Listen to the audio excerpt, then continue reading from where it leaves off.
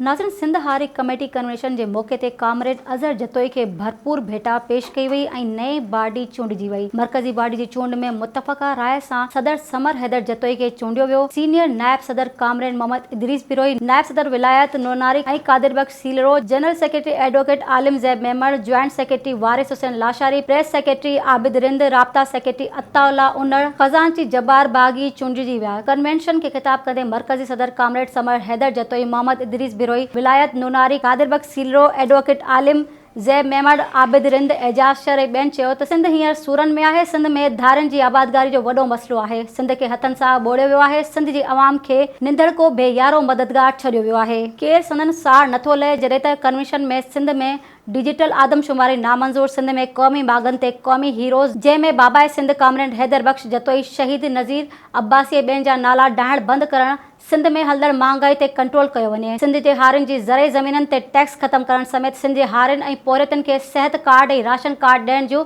करारदारियूं मंज़ूर कयूं वञनि।